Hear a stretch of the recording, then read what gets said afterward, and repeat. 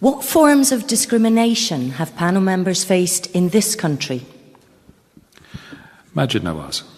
Wow. I've just written an autobiography called Radical, and Did you just plug your autobiography?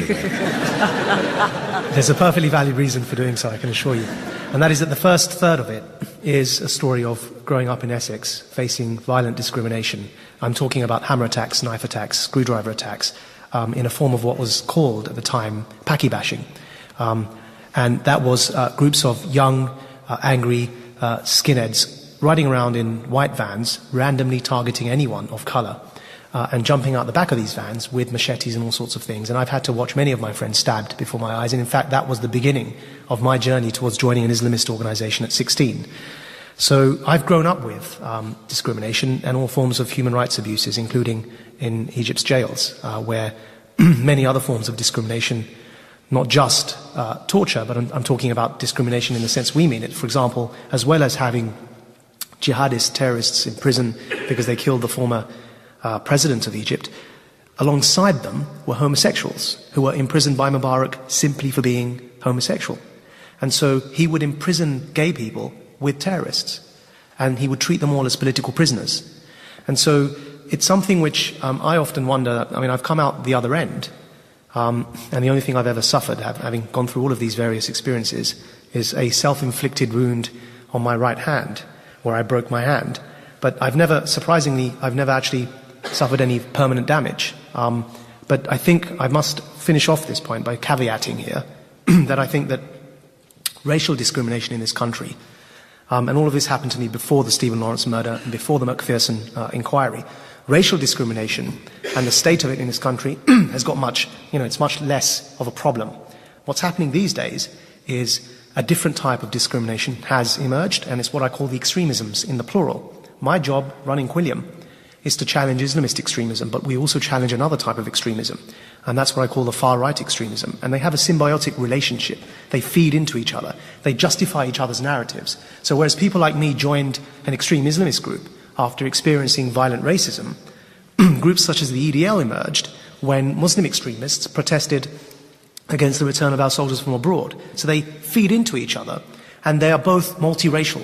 The EDL has brown members, and Islamist extremists are also, as we know, Islam is, it's not a race, it's a religion, so they also have multi-ethnic members of their extremist groups. So it's less about race these days and more about extreme, polarizing ideas, and that's something which is far more sinister and more difficult to deal with.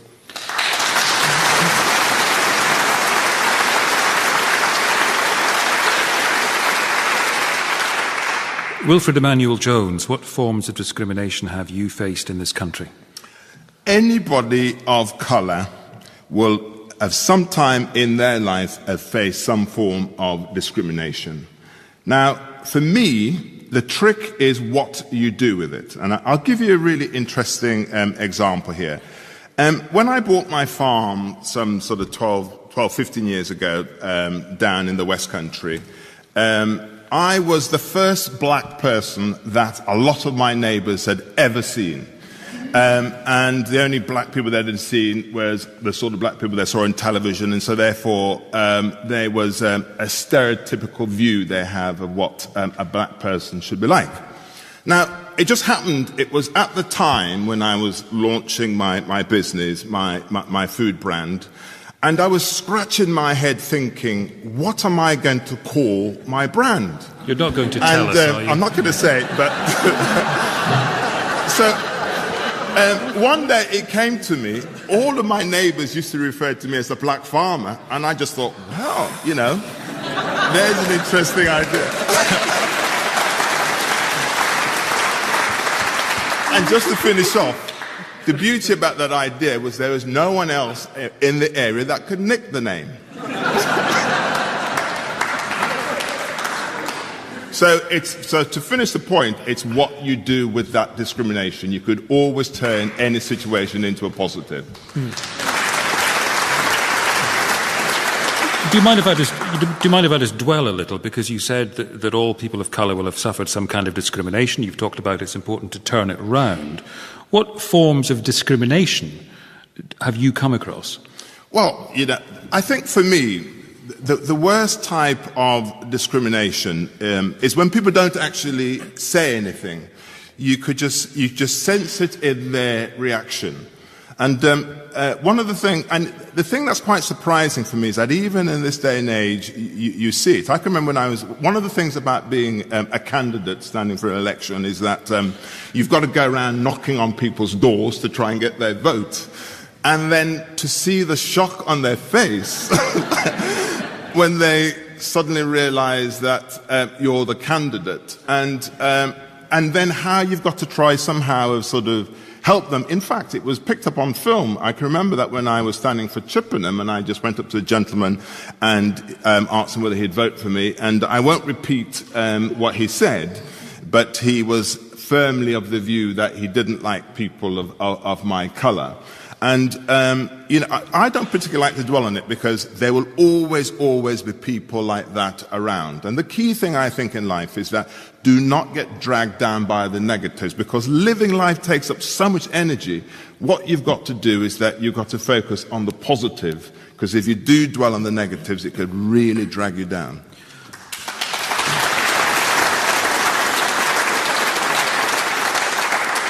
Father Christopher Jamison, Lynn Wallace wanted to know what forms of discrimination panel members have faced in this country. Well, I'd like to begin by congratulating Wilfred on making Lowcog look an amateur when it comes to brand promotion.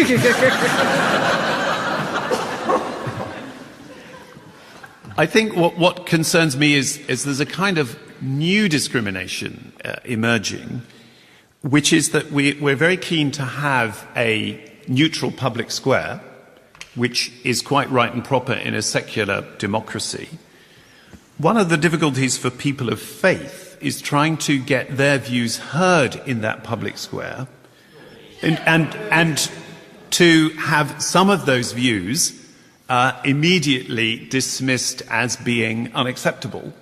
And there is a real tension here because sometimes it can appear that if you believe certain things, then your opinion will be listened to, but often it'll be ridiculed rather quickly. Why do you think in this public square a few people heckled you when you said well, I was intrigued, actually. It sort of slightly proved the point. And I think there is a real dilemma here, because what we're moving from is a situation where many people perceived certain views to be too dominant, often religious, traditional Christian views.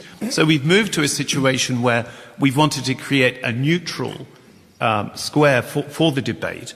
And it's as if then those who used to be considered the guardians of the nation's traditions and morality have now been often removed completely from that square and told, well, your views are just ridiculous. And I think there is often a dilemma here.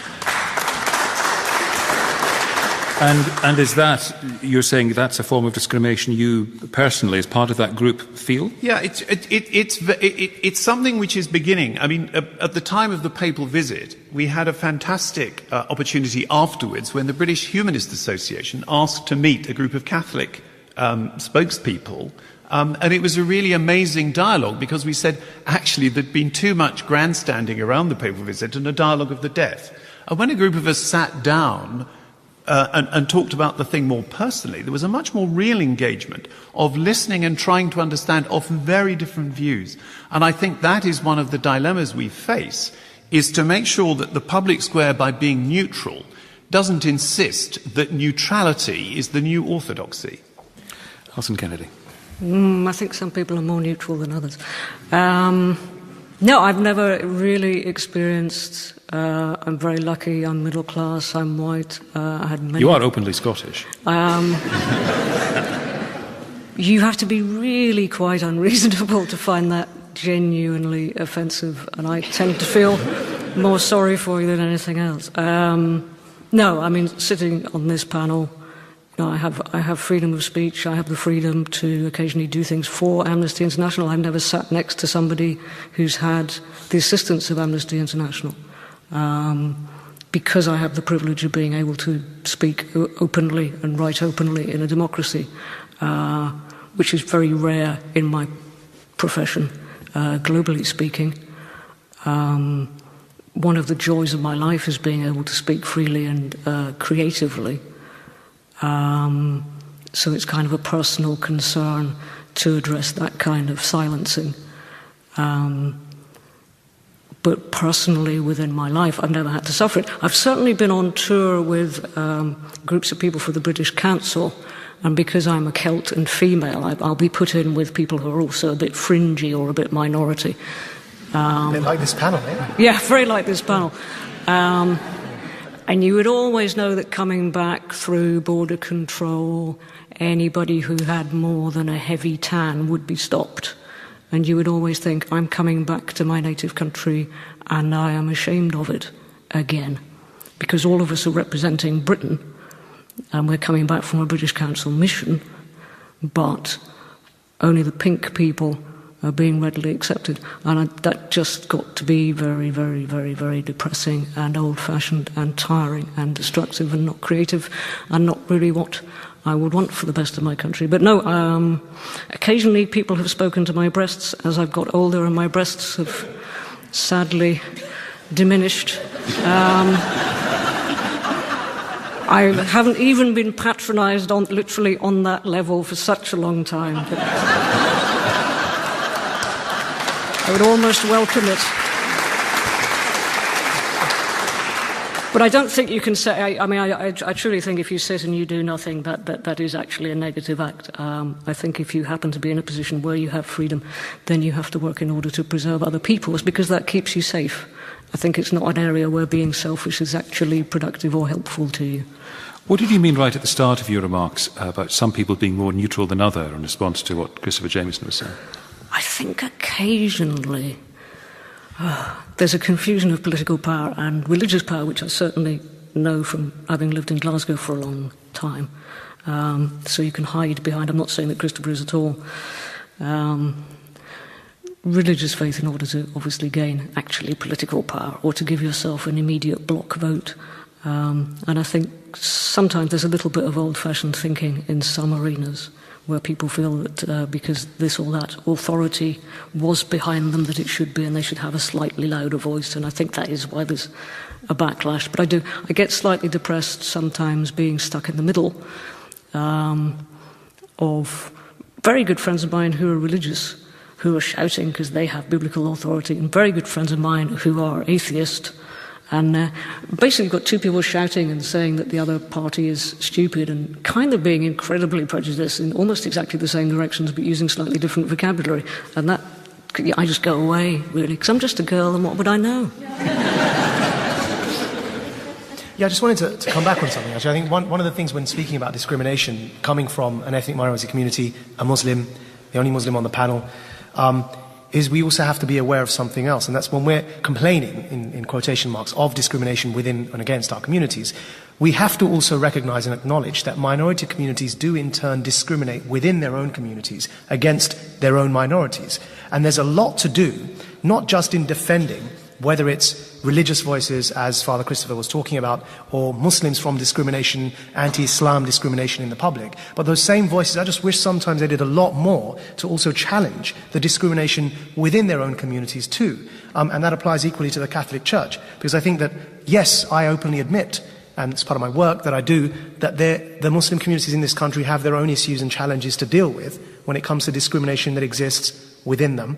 And I think the Catholic Church does too. All right. Thank you very much for all your answers there.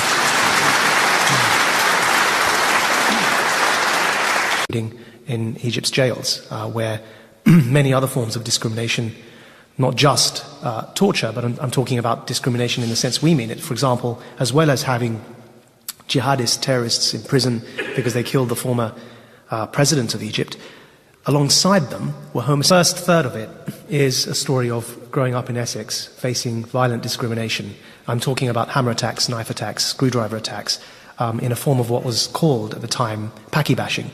And that was groups of young, angry skinheads riding around in... What forms of discrimination have panel members faced in this country? Majid Nawaz. Wow. I've just written an autobiography called Radical, and Did you just plug your autobiography there? There's a perfectly valid reason for doing so, I can assure you. And that is that the white vans randomly targeting anyone of colour and jumping out the back of these vans with machetes and all sorts of things. And I've had to watch many of my friends stabbed before my eyes. And in fact, that was the beginning of my journey towards joining an Islamist organization at 16. So I've grown up with discrimination and all forms of human rights abuses, including homosexuals who were imprisoned by Mubarak simply for being homosexual. And so he would imprison gay people with terrorists, and he would treat them all as political prisoners. And so it's something which I often wonder. I mean, I've come out the other end, and the only thing I've ever suffered, having gone through